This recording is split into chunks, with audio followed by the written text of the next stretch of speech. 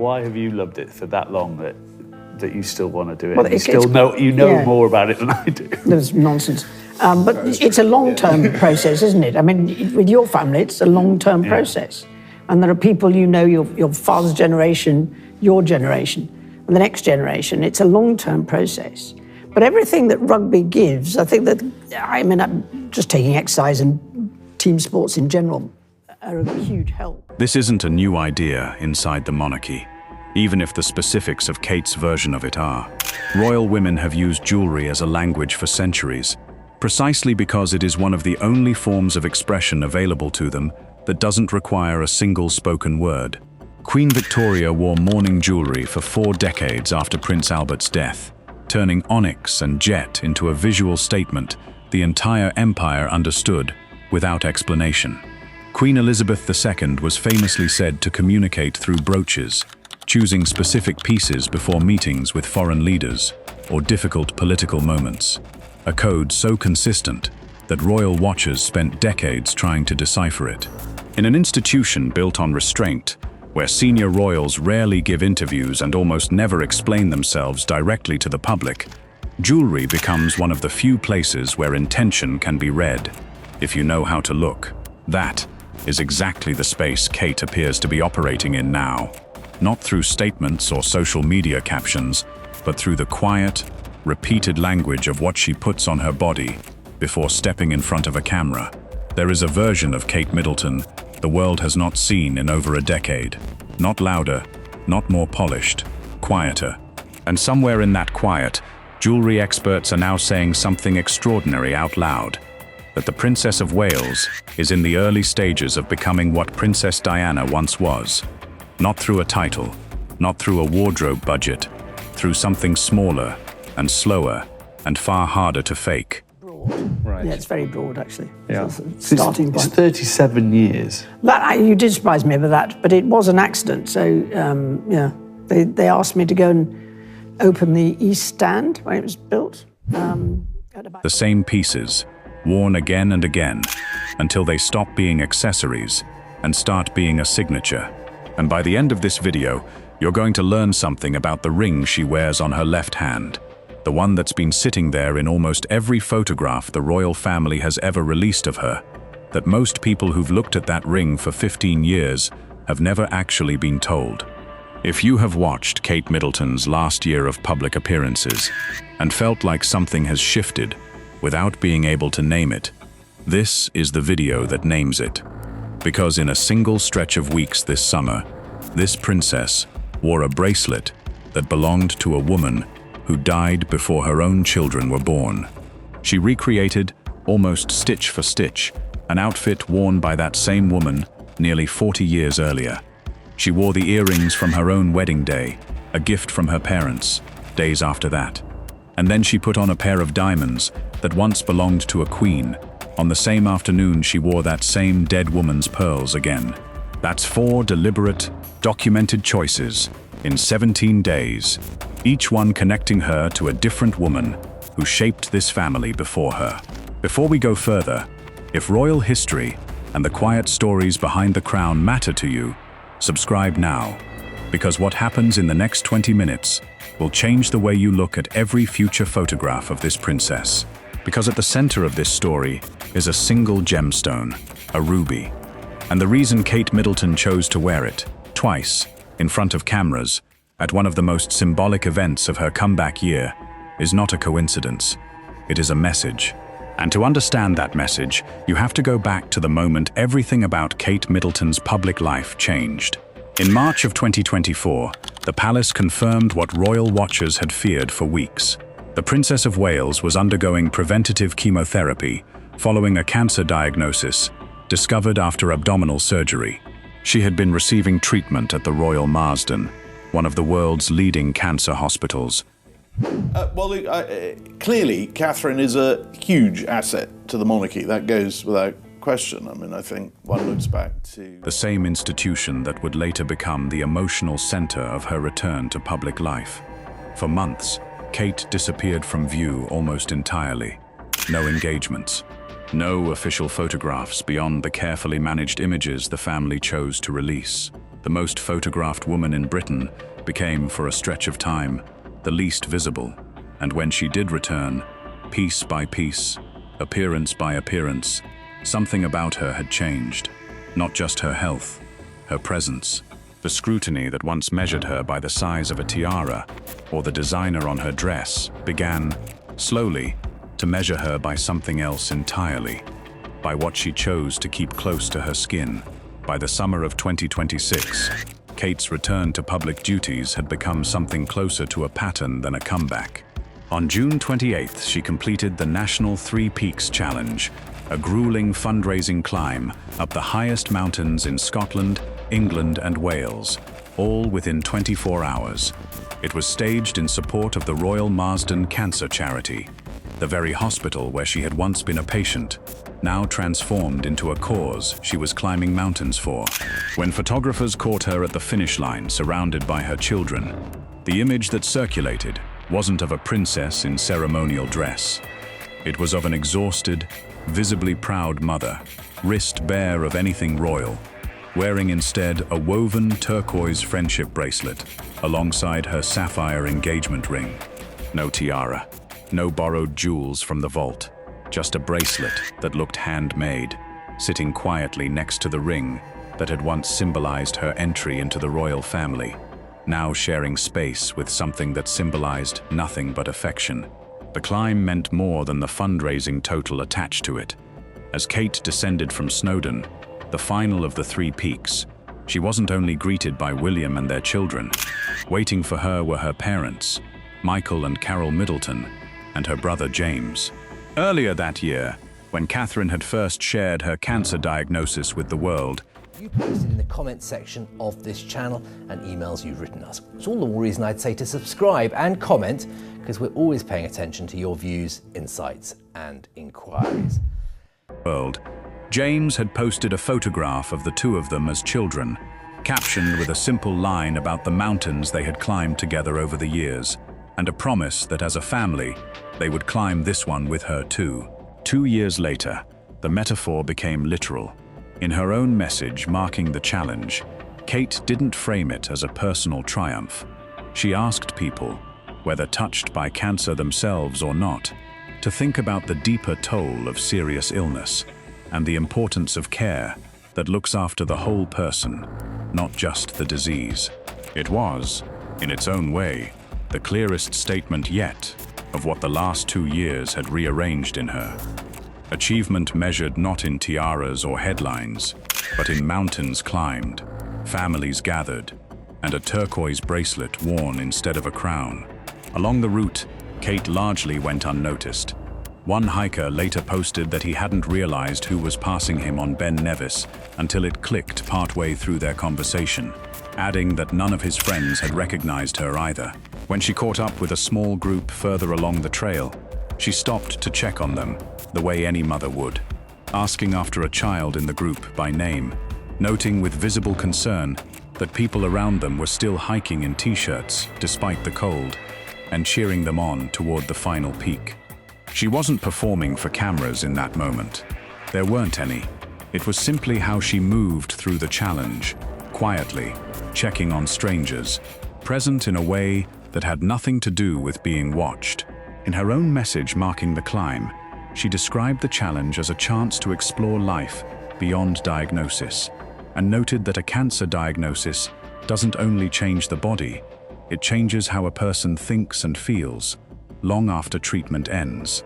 That same through line, illness reshaping her not just physically, but in how she chooses to show up, ran underneath the polished surface of Trooping the Colour 2 years earlier. Trooping the Colour in June of 2024 was the first time the public had seen Kate since her diagnosis became known, and by all appearances, she carried it off flawlessly, smiling and waving from the carriage in a white Jenny Packham dress chosen, according to one royal biographer, partly for what white itself represents, hope, and partly because it would read clearly from a distance, a lesson Kate had reportedly absorbed from watching how Queen Elizabeth used her own wardrobe. What the public didn't see was what came after. According to the same biography, once the family returned home that day, Kate collapsed from exhaustion. She is reported to have said afterward that unless you've been through chemotherapy yourself, it's nearly impossible to understand how much it drains you, and that there is only so much a body can give, even on what looks, from the outside, like a good day. It's a detail worth sitting with the next time you see a photograph of her smiling through an engagement. The smile is real. So, often, is the exhaustion standing just behind it. Weeks after the Three Peaks climb, Kate visited the Christie, a cancer hospital in Manchester, and the appearance that followed had none of the polish of a red carpet or a garden party. She met Claire Lorente, 30 years old, who had just finished treatment for breast cancer and was preparing for the hospital's tradition of ringing a bell to mark the end of treatment. As Claire got ready for the moment, both women were visibly emotional, and Kate, her voice audibly catching, told her simply that she'd done it, that it had been tough, and that she should be proud. Royal correspondents covering the visit noted that Kate made a point of keeping attention on Claire and her family, rather than herself, throughout the appearance. Afterward, she wrote publicly that healing involves far more than treatment alone, that a diagnosis touches every part of a person's life, mind, body, and something deeper still, and thanked the people who had shared their stories with her. It was a version of Kate almost impossible to script, and it happened 2 days before she walked into St. James's Palace in a red dress covered in hearts. That same summer, at Wimbledon, longtime royal watchers noticed something else. For nearly a decade, since becoming patron of the All England Lawn Tennis and Croquet Club in 2016, Kate had worn the same green and purple bow brooch at almost every appearance at the tournament. It had become as reliable as the grass courts themselves. In 2026, it was gone. No statement was issued, no explanation offered, but the appearance itself told its own story. In a casual sky blue Gabriella Hearst pantsuit, paired with a plain white tee, Kate showed up unannounced and joined the queue of ordinary fans waiting to get in, shaking hands, chatting, and then, to the visible disbelief of everyone around her, stepped behind the ticket desk herself and began scanning entry passes, holding out a point-of-sale terminal like any staff member working the gate. This was a princess who, 2 years earlier, had managed only a single appearance at the tournament, greeted by a standing ovation from a crowd that hadn't been sure they would see her at all. Later that same tournament, at the ladies' singles final, Kate spoke with Canadian tennis player Gabriella Dabrowski, who had competed through the 2024 season while undergoing treatment for breast cancer. Kate called her inspirational. Dabrowski later told reporters that Kate had clearly been told her story beforehand, and that the acknowledgement meant something. One woman who had played through treatment, recognized by another who had survived her own. It was a small detail, easy to miss if you weren't watching closely. But those who were watching closely understood that something in how this princess relates to ritual, to obligation, to the performance of royalty, had shifted since her diagnosis, replaced by something closer to simple presence. A few days later, at Evelina London Children's Hospital, the pattern repeated itself. Kate's jewelry that day was almost deliberately restrained. Simple pearl drop earrings, a plain green cord bracelet, and, again, the sapphire ring that never seems to leave her hand. No grand statement pieces, no borrowed history from the royal collection. Just small, quiet choices that felt less like royal protocol and more like a woman deciding, appearance by appearance, what she actually wanted to wear. If you're starting to notice the theme here, you're not imagining it, and it is about to become impossible to ignore. Because 2 days after that hospital visit, Kate Middleton stepped out in a color she almost never wears, at an event that would end up being read by jewelry historians as the clearest evidence yet that something bigger is happening. On June 2nd, 2026, Kate arrived at St. James's Palace for a reception marking the 125th anniversary of Cancer Research UK. The setting alone carried weight, a cause tied directly to her own history, at a palace steeped in centuries of royal ceremony. This was not a solo appearance. Kate joined King Charles III and Queen Camilla for the occasion, and the pairing mattered more than it might have in any other year. Both Kate and Charles had announced cancer diagnoses within weeks of each other in 2024. By the time of this reception, Kate had been in remission for over a year. Charles was still undergoing treatment, though it was reported to be progressing favorably. For the first time since both of them had gone public with their diagnoses, the king and the future queen stood together at an event built entirely around the disease that had, in different ways, reshaped both of their lives. Inside the room, Kate spoke with broadcaster Davina McCall, who has been open about her own cancer experience, and who later described the exchange as an honor, calling it liberating to speak about illness so plainly with someone who understood. It was what Kate wore that stopped royal correspondence mid-sentence. She debuted a designer entirely new to her royal wardrobe, a silk twill midi dress by Rodarte, vivid scarlet, with a vintage-inspired white lapel collar and matching cuffs, finished with a delicate pattern that, on closer inspection, wasn't polka dots at all. They were tiny hearts. The distinction mattered to the royal watchers who caught it. A polka dot is decoration. A heart, worn to a reception, built around survival and research and love for the people lost along the way, is a message. Kate paired the dress with red suede Gianvito Rossi pumps and a matching red Miu Miu clutch, a full, deliberate, head-to-toe crimson statement, and added a single detail almost no one commented on at first: a small silk rose pinned to the lapel, in the exact deep red associated with the flower of June, the same month in which both her husband and her eldest son were born. It was bold in a way Kate rarely allows herself to be bold, but the dress wasn't the detail that made jewelry historians sit up. It was what she chose to wear in her ears: rare ruby and diamond earrings, crafted by the jeweler G. Collins & Sons, not the sapphires she has built her image around since her engagement. Not the pearls that have quietly followed her through funerals and remembrance services for over a decade. Rubies. And according to royal style observers, the choice wasn't incidental. It may have been deeply, quietly personal. Ruby is the birthstone of July. Prince George, her eldest son, and the future heir to the throne, was born in July.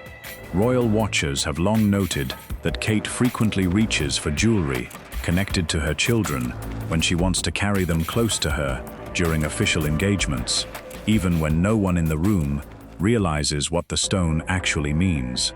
And the symbolism of the ruby itself, traditionally associated with courage, protection, vitality, and perseverance, could not have landed more precisely at an event dedicated to advancing cancer research.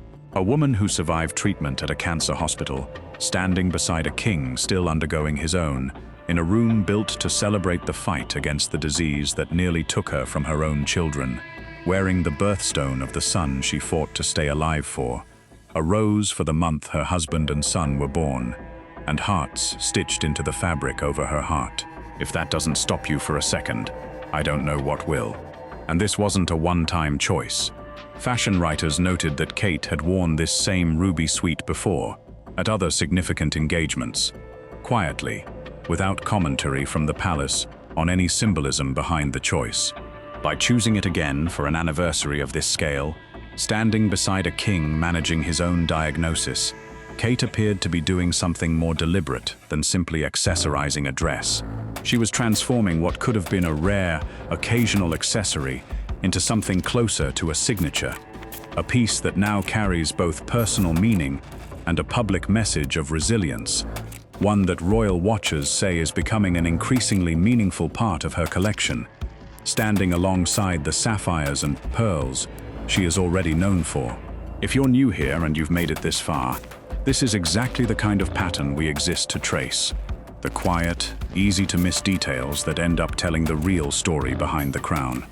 Hit subscribe now, because the next part of this is where the comparison becomes impossible to ignore. Because jewelry experts aren't just noticing a pattern, they're naming it.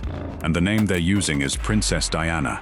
Racolia, the founder of the jewelry house Abelini, put it plainly in comments made this July. Wimbledon, he explained, isn't just another royal engagement.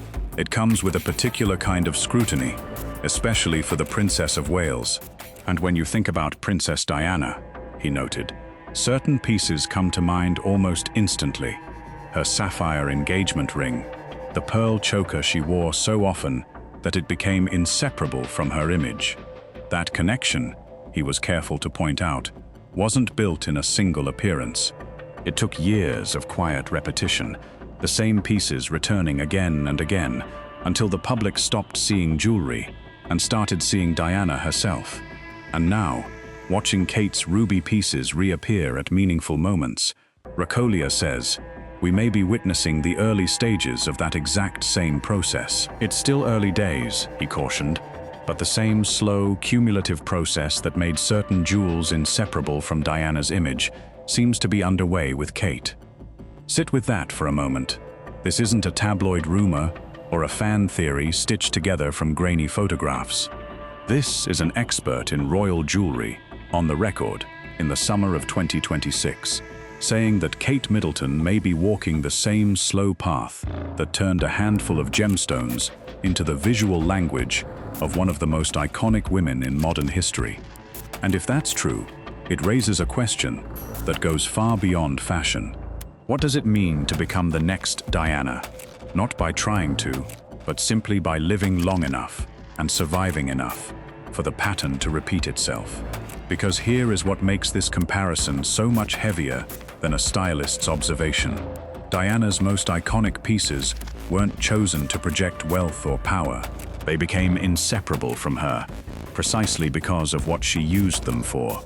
Comfort, identity, humanity.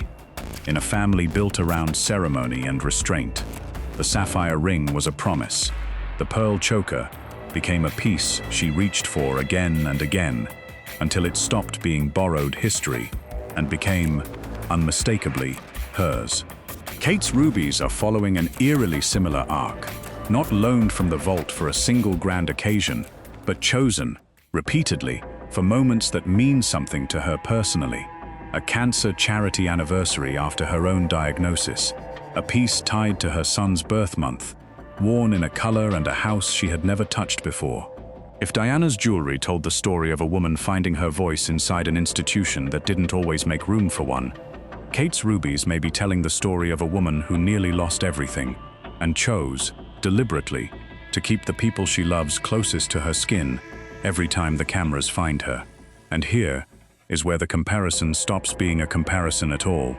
Every single time this video has mentioned the sapphire ring on Kate's hand, sitting quietly beside a turquoise bracelet at a mountain summit, beside a ruby suite at a cancer reception, present in nearly every photograph across this entire year, it has not been describing a ring like Diana's.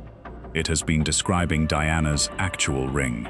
The 12-carat oval Ceylon sapphire, cut from a stone mined in Sri Lanka and surrounded by 14 solitaire diamonds set in white gold, was chosen by Diana herself in 1981, a deliberately unconventional pick at the time, since it wasn't a bespoke royal commission, but a design anyone could order from the jeweler Garter, its shape drawn from an antique blue brooch that had once belonged to Queen Victoria. Diana continued wearing it, even after her divorce from Charles.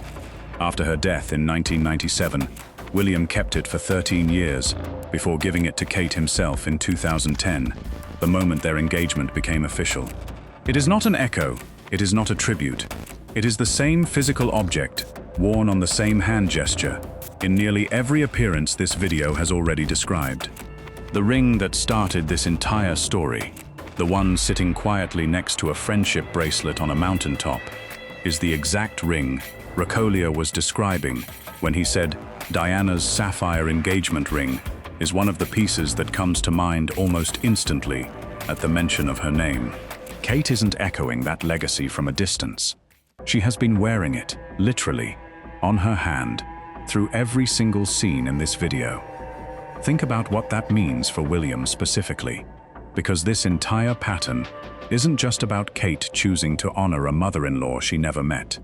When William proposed in October 2010, during a private trip to Kenya, he chose to give Kate his mother's ring, rather than have something new commissioned, a decision he later explained by saying it felt right for the ring to stay close to the family, a way of making sure his mother didn't miss out on his happiness.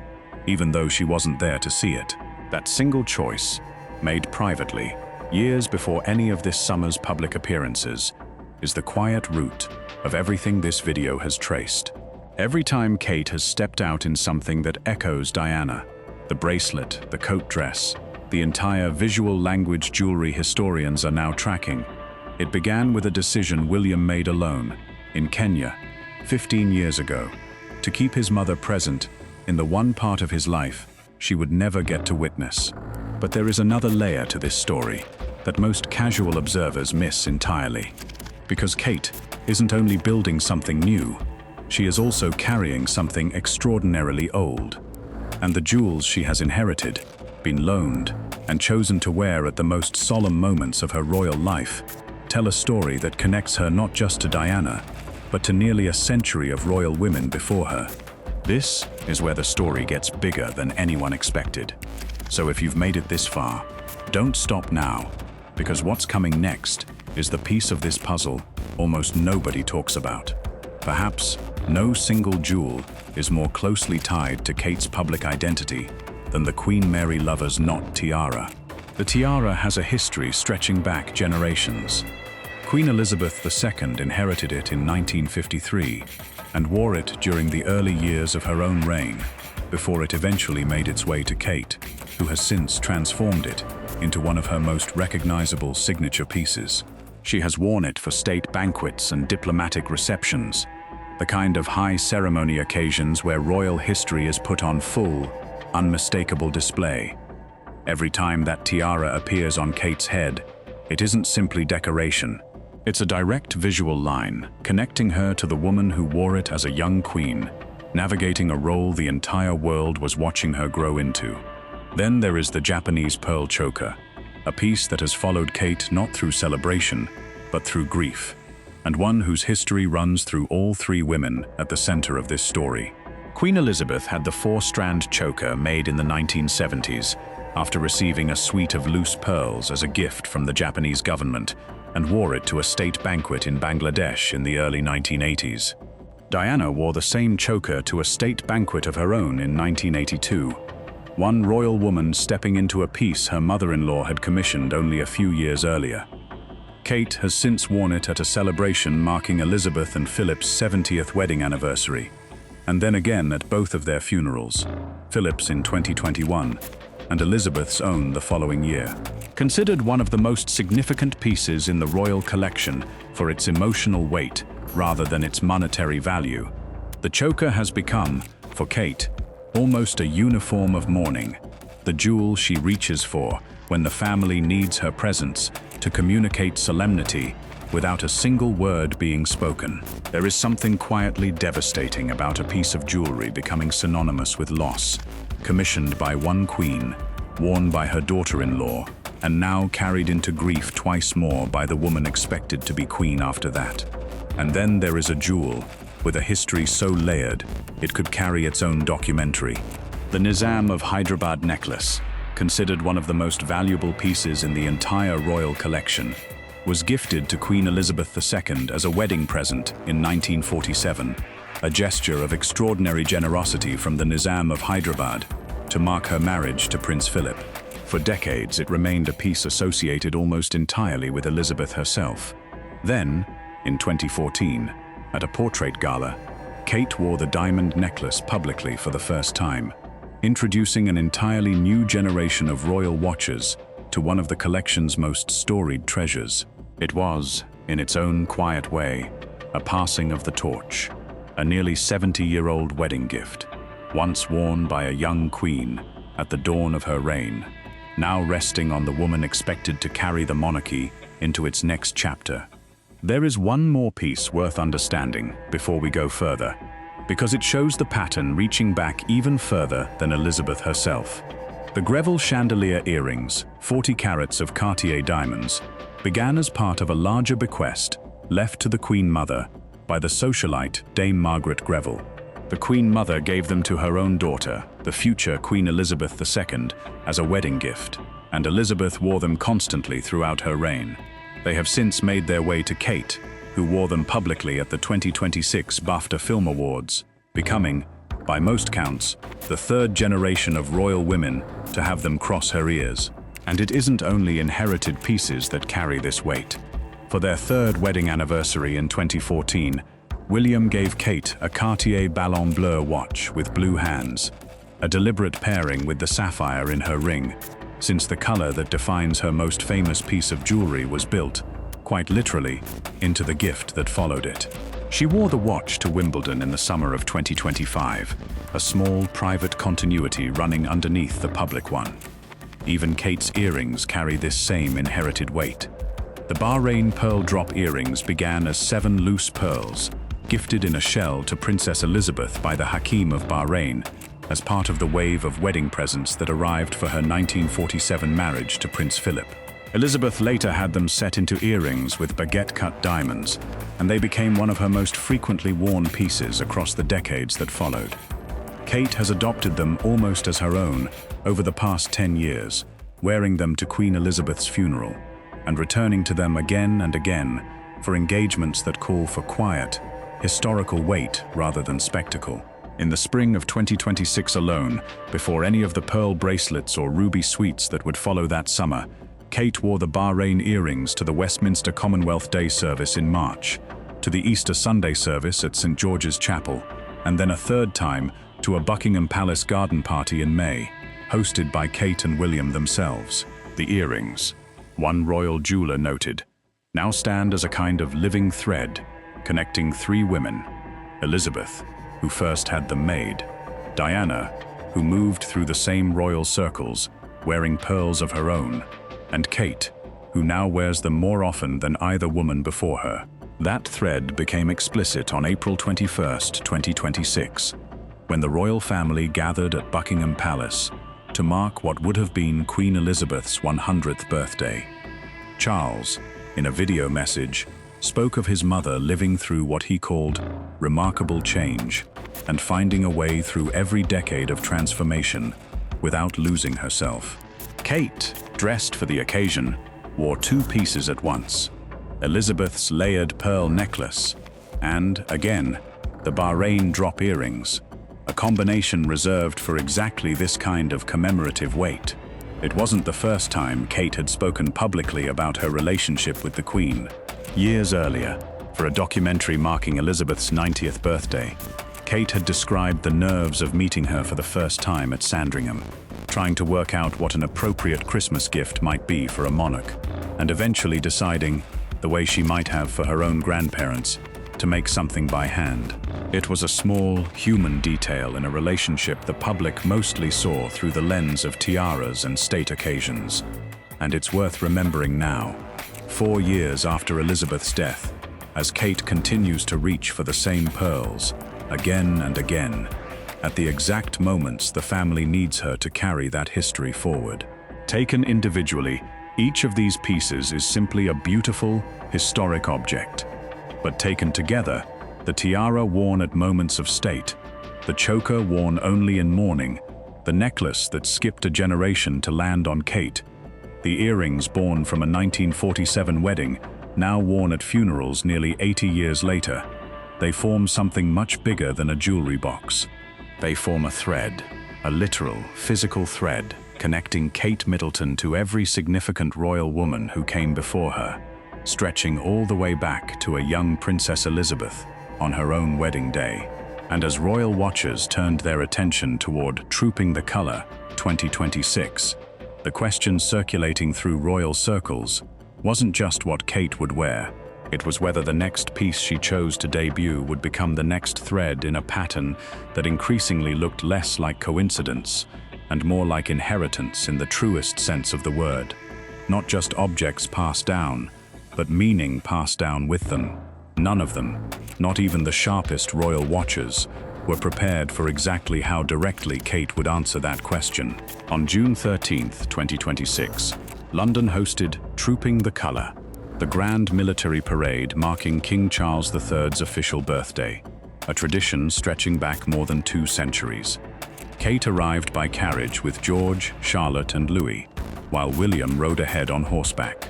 She wore a pale blue Catherine Walker coat dress with white piping, a sweeping Philip Treacy hat, the Irish Guards Regiment brooch she wears every year for the occasion, and a pair of Cassandra gold pearl floral earrings she had already worn earlier that year for the installation of the new Archbishop of Canterbury, and years before that, back in 2018, for Prince Louis's christening. On its own, elegant and familiar, but royal fashion historians looking closer noticed something else entirely. The pale blue coat dress, the exact silhouette, the white trim, the oversized lapels, was nearly identical to an outfit Princess Diana had worn on a royal tour of Spain in 1987, and again at Trooping the Colour itself in 1988. Kate wasn't simply dressing well, she was recreating, deliberately or not, an image the public hadn't seen in almost 40 years. It wasn't a random echo. Royal watchers traced the coat directly to an outfit Diana wore in 1987, walking out of St. George's Chapel after the royal family's Easter Sunday service, holding the hand of her 4-year-old son. William, at 4, had been dressed to match his mother that day. The same delicate shade of blue, the same white detailing, military-style buttons on his small coat mirroring hers. Both outfits, Diana's original and Kate's nearly 40 years later, were made by the same house, Catherine Walker. Of every image the designer could have drawn from across Diana's decades of public life, Kate's team chose the one where a small boy in a matching coat held his mother's hand. That boy grew up to become the man watching his wife walk out in nearly the same silhouette, decades later, with their own children in the carriage behind her. In the couple's engagement interview, years earlier, Kate had described Diana as an inspirational woman she looked up to. This was the quietest possible way of saying it again, not for the cameras, and not even really for the public, for him. And then came the detail that turned a stylish coincidence into something impossible to dismiss. Around her wrist, Kate wore a 3-strand pearl bracelet, not a replica, not something inspired by the late princess. The actual bracelet, designed by British jeweler Nigel Milne in 1988. It was one of Diana's most beloved pieces, worn throughout her 1989 tour of Hong Kong, and photographed on her wrist again and again through the final years of her life. When Diana died in 1997, the bracelet passed to William, and at some point, quietly, without ceremony or announcement, William gave it to his wife. Sitting across from her mother in the royal carriage that day was 11-year-old Princess Charlotte, wearing what appeared to be a smaller, matching version of the exact same bracelet. 2 generations of women, riding through the streets of London on the same afternoon, wearing the pearls of a woman who died before either of them were born. Let that sink in for a second, because this is the moment where speculation stops and evidence begins. This wasn't a jewelry expert drawing a comparison from a distance. This was Kate Middleton on one of the most photographed days of the royal calendar, physically wearing Diana's own jewelry, dressed nearly identically to a look Diana wore in 1987 and 1988, with her own daughter wearing a piece to match. If you've ever wondered what it looks like when a pattern stops being theory and becomes fact, this was it. And if this story has your attention the way it has ours, make sure you're subscribed, because 4 days later, Kate did it again, and this time, she brought Queen Elizabeth into the tribute as well. 2 days after Trooping the Colour, on June 15, 2026, Kate made a quieter but no less deliberate appearance at Windsor Castle for the Order of the Garter service, one of the oldest and most solemn ceremonies in the royal calendar, dating back to 1348. She wore a custom buttermilk-coloured coat dress by Patrick McDowell, a designer she had personally honoured a year earlier with the Queen Elizabeth II Award for British Design. Kate is not herself a member of the order, so she stood outside St. George's Chapel with Sophie, Duchess of Edinburgh, watching as William took part in the procession. But it was, once again, her jewelry that carried the real weight of the day. Kate wore her wedding earrings, the exact pair, designed by British jeweler Robinson Pelham, commissioned as a wedding gift from her own parents, Carol and Michael Middleton, for her marriage to William on April 29, 2011. The earrings are built from diamond-set, stylized oak leaves with a pear-shaped drop, a design deliberately drawn from the oak tree, and 3 acorns that appear on the Middleton family's coat of arms, granted to her father ahead of the wedding. It was not the first time she had reworn them.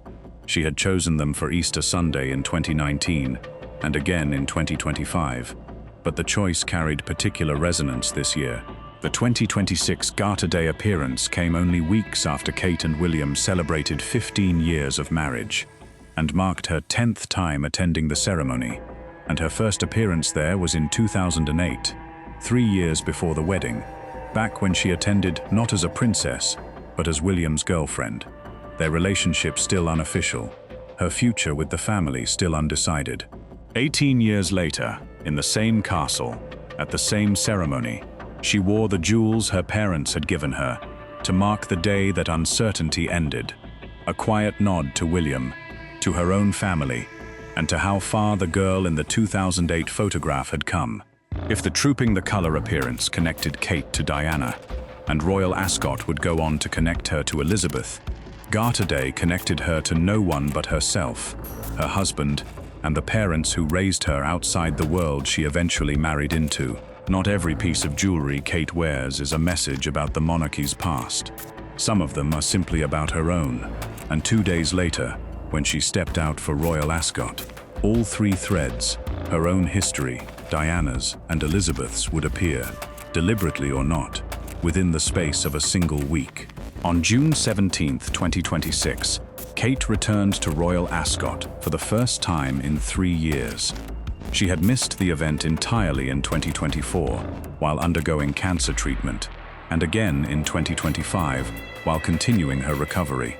Her return alone was significant, but what she chose to wear made it something more.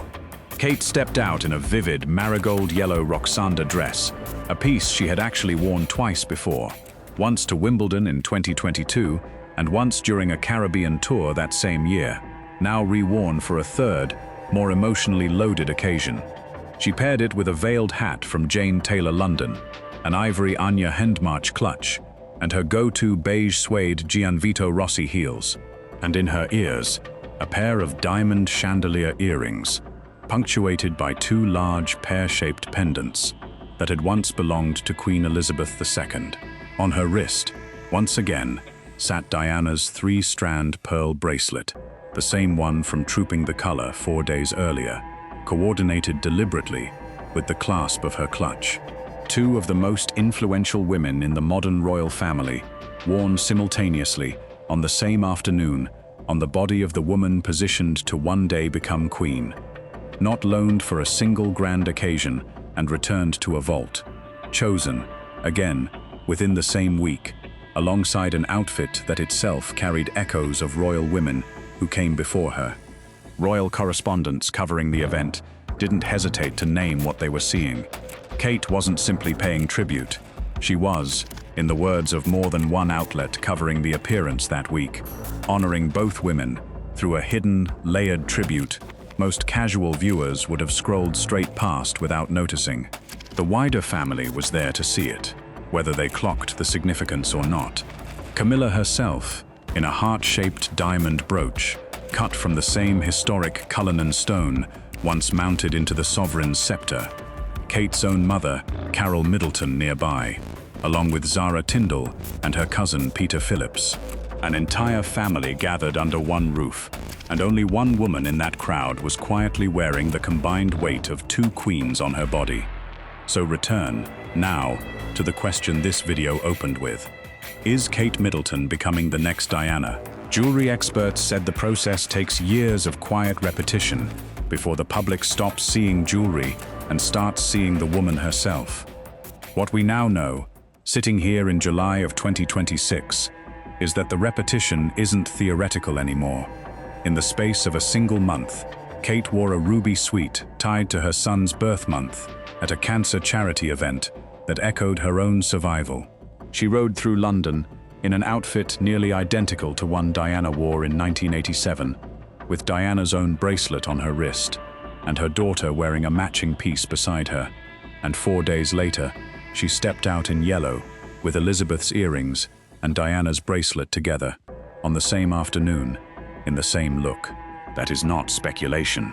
That is a woman, deliberately and repeatedly, choosing to carry two of the most significant women in modern royal history on her body, in public, on camera, again and again, until the public has no choice but to notice. And the thread doesn't end with Kate. It already stretches one generation further. Princess Charlotte's full name is Charlotte Elizabeth Diana, chosen deliberately by her parents to honor both women at the center of this entire story before she had worn a single piece of jewelry herself. At Trooping the Colour, the same day Kate rode through London in Diana's pearl bracelet and a coat dress echoing 1987, 10-year-old Charlotte wore a diamond horseshoe brooch, a gift given to her personally by Queen Elizabeth II before her death. Its design a nod to the late Queen's lifelong love of horses and riding, a passion Charlotte herself has reportedly inherited. Royal watchers have already begun cataloguing what Charlotte stands to inherit as she grows older. Pieces connected to her mother, her grandmother, and her great-grandmother alike. The sapphire ring currently on Kate's hand. The same pearl bracelet Kate wore twice in 1 week this June. Possibly even the Spencer family tiara Diana wore on her own wedding day in 1981. A piece reportedly still hoped for within the family, for Charlotte specifically. None of this is settled. Royal inheritance is a private matter, and the family has made no formal announcement about what will eventually pass to a girl who is, as of this year, still only 10 years old. But the pattern this entire video has traced, a ring, a bracelet, a choker, a pair of earrings, moving quietly from one royal woman to the next, carrying meaning forward, long after the woman who first wore them is gone, is already being prepared for its next chapter. Diana wore the ring. Kate wears it now. Someday, if the pattern holds the way it has for nearly 80 years of royal women, passing pearls and diamonds from hand to hand, it will likely be Charlotte's turn. So what does all of this actually add up to? Not a single dramatic reveal, not a scandal, not a rivalry, not a headline built to shock you and then vanish by tomorrow. Something slower, and in some ways more powerful. A woman who nearly lost her life to illness, who disappeared from public view at the height of her visibility, and who returned not louder, but quieter, choosing pieces that mean something to her personally, over pieces chosen simply to impress. A turquoise bracelet at a mountain summit, worn beside a ring that has quietly been Diana's the entire time.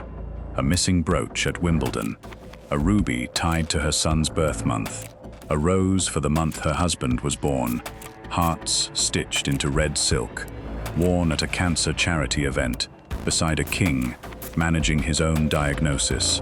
A pale blue dress echoing 1987, worn with Diana's actual pearls, her own daughter matching beside her in a coat that once belonged to a 4-year-old boy who grew up to become her husband. Wedding earrings from her own parents. 2 days later, a tribute owed to no one's legacy but her own. Elizabeth's diamonds and Diana's pearls, together, 4 days after that. And beneath all of it, a foundation of inherited jewels stretching back nearly 80 years. A tiara from a young queen, a choker worn only in grief, a necklace that skipped a generation, earrings born from a royal wedding, a layered pearl necklace worn on what would have been a queen's 100th birthday, all resting, now, on the woman the palace, the public, and increasingly, the jewelry world itself, believe is quietly building something that hasn't existed in this family since Diana herself. Whether Kate Middleton ever becomes the next Diana in the way the public remembers her, beloved, mythologized, endlessly photographed, isn't something any of us can answer with certainty. Icons aren't declared, they're recognized, slowly, in hindsight, once enough time has passed for a pattern to become undeniable.